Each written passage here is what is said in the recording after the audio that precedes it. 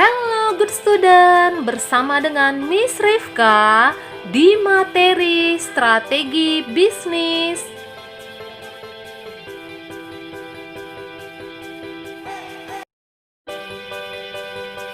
Untuk tetap mendukung channel ini, jangan lupa like, share, and subscribe.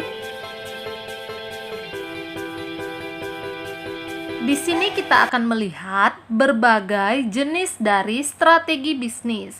Strategi yang pertama itu adalah strategi pertumbuhan atau growth strategi. Strategi pertumbuhan itu secara konstan memperkenalkan fitur baru dari produk yang sudah ada.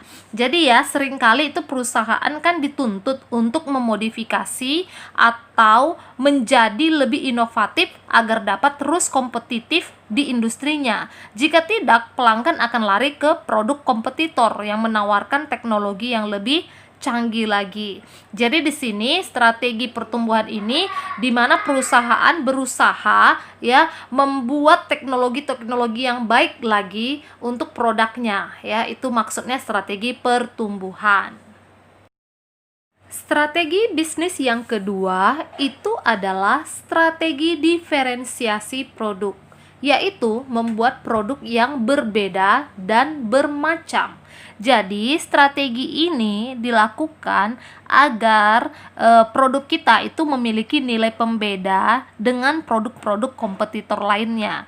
Jadi diferensiasi produk ini dapat lahir dari bagaimana melakukan bisnis model, bagaimana membuat produk atau menerapkan pendekatan pada layanan. Jadi artinya diferensiasi produk ini bisa lewat bermacam-macam jenis produk, bisa juga lewat pelayanan yang berbeda dengan pelayanan yang diberikan oleh kompetitor. Jadi inilah yang disebut dengan strategi diferensiasi produk.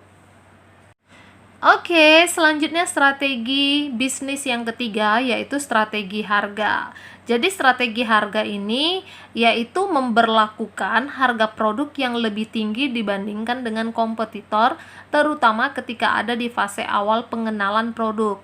Tujuannya apa? Tujuannya agar produk kita itu mendapatkan motor akselerasi ataupun penggerak awal di mana produk kita itu dikenal sebagai produk yang memang benar-benar berkualitas dengan harga yang kita berani jual mahal ya.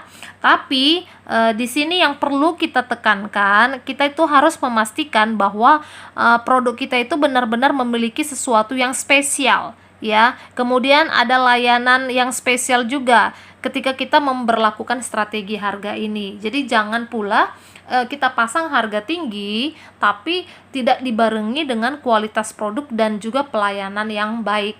Artinya strategi harga ini adalah untuk memberikan brand ataupun tempat bahwa produk itu memiliki kualitas dan juga pelayanan yang baik. Selanjutnya, strategi bisnis keempat yang bisa menjadi pilihan dalam melakukan strategi bisnis yaitu strategi akuisisi.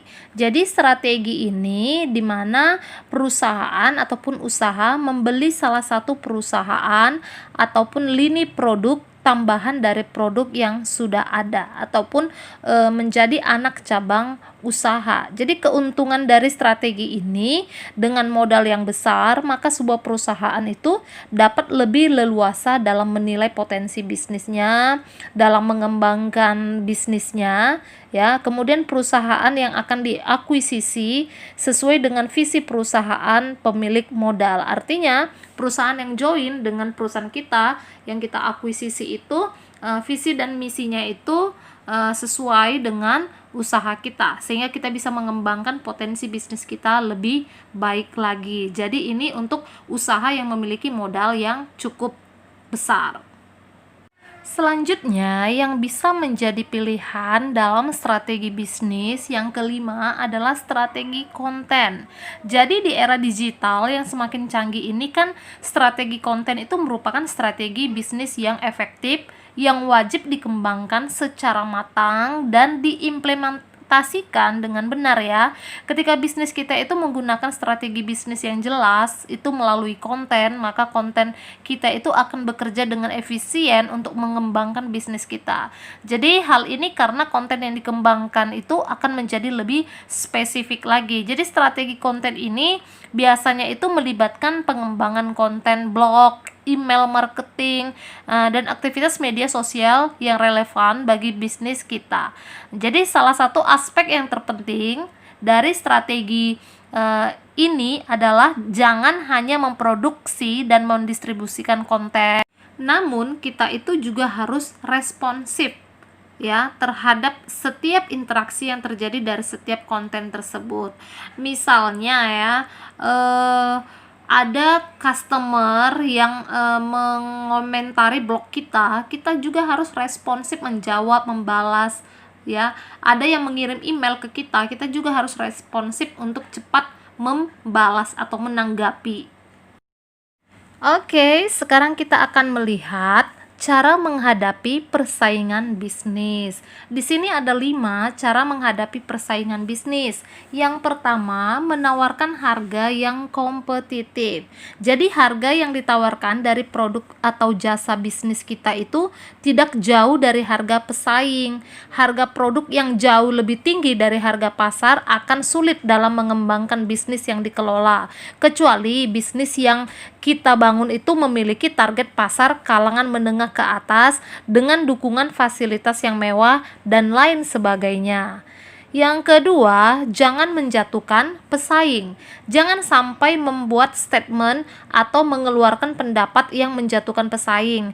Jika seorang pelanggan memancing kita untuk mengungkapkan kejelekan dari pesaing kita, usahakan jangan ikut membantu. Jadi kita jawab dengan ucapan yang sopan, asalkan jangan cuek ataupun terkesan tidak peduli dengan curahan hati pelanggan.